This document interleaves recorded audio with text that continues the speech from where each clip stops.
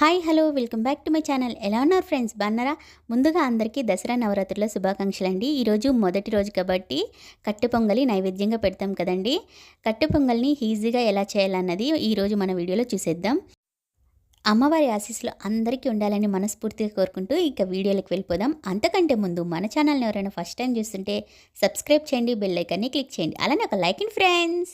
ముందుగా ఈ కట్టె పొంగల్ కోసం మనం బియ్యము 2 కప్పులు తీసుకోవాలండి. అలానే 1 కప్పు పెసరపప్పు. బియ్యం ఏ కప్పుతో తీసుకుంటామో పెసరపప్పు కూడా అదే కప్పుతో తీసుకోవాలండి. ఈ బియ్యము పెసరపప్పుని బాగా కడిగి క్లీన్ చేసుకోవాలి ఒక 2-3 సార్లు. కడిగిన తర్వాత నీళ్లు పోసి ఒక అరగంట సేపు నానబెట్టాలండి. అరగంట తర్వాత స్టవ్ పైన అడుగు మందంగా ఉన్న గిన్నెను పెట్టుకోవాలండి. మనం 2 కప్పుల బియ్యము, 1 కప్పు పెసరపప్పు, 3 కప్పుల దానికి 6 కప్పుల నీళ్ళు అన్నది వేసుకోవాలండి. అలానే రుచికి సరిపడా ఉప్పు అన్నది వేసుకొని ఈ నీళ్ళు అన్నది తెరలు కాగాలి, అంటే ఎసురు బాగా ఉడకాలండి. ఇప్పుడు మనం కడిగి పెట్టుకున్నాం కదా బియ్యము, పప్పు, అది వేసుకోవాలండి. ఇది వేసిన తర్వాత స్టవ్ ఫ్లేమ్ అన్నది మీడియంలో పెట్టుకొని ఉడికించుకోవాలి. అప్పుడే కట్టె పొంగల్ అన్నది సాఫ్ట్గా ఉంటుందండి, కమ్మగాను ఉంటుంది.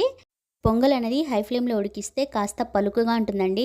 ఎప్పుడు కూడా కట్టె పొంగల్ అన్నది సాఫ్ట్గా ఉండాలి, కాబట్టి స్టవ్ ఫ్లేమ్ మీడియంలో పెట్టుకొని ఉడికించుకోండి ఫ్రెండ్స్. చూసారు కదా, పొంగల్ అన్నది సాఫ్ట్గా ఉడికిపోయింది. పెసరపప్పు కొంచెం కూడా లేదు. ఇలా సాఫ్ట్గా ఉడికిపోతే సరిపోతుందండి. దీన్ని ఇలానే పక్కకు పెట్టుకొని ఇంకో పక్క మనం స్టవ్ పైన ప్యాన్ పెట్టుకోవాలండి. నెయ్యితో కనుక మనం పోపును పెట్టామంటే కట్టె పొంగల్ టేస్ట్ చాలా బాగుంటుందండి. అస్సలు మిస్ చేయకండి. సన్నగా కట్ చేసుకున్న అల్లం తరుగు 1 టేబుల్ స్పూన్, పచ్చిమిర్చి, జీడిపప్పులు మీ ఇష్టం అండి, మీకు ఎంత కావాలంటే అంత వేసుకోవచ్చు. అలానే 1 టేబుల్ స్పూన్ జీలకర్ర, 1 టేబుల్ స్పూన్ మిరియాలు, కాస్త కరివేపాకు. వీటిని బాగా ఫ్రై చేసుకోవాలండి. మీకు కావాలంటే కాస్త ఇంగువను కూడా వేసుకోవచ్చు. నేను ఇంగువ అయితే వేయలేదండి. చూసారు కదా, పోపు అయితే బాగా వేగిపోయిందండి. ఇప్పుడు కట్టె పొంగల్లోకి పోపును వేసి ఒక 2 నిమిషాల పాటు స్టవ్ ఫ్లేమ్ మీడియంలో పెట్టుకొని ఉడికించుకోవాలి. అప్పుడే ఈ జీలకర్ర ఫ్లేవరు, మిరియాల ఫ్లేవర్ అన్నది కట్టె పొంగల్లో బాగా కలుస్తుందండి. ఇంతేనండి, మన కట్టె పొంగల్ ఈజీగా చేయొచ్చు.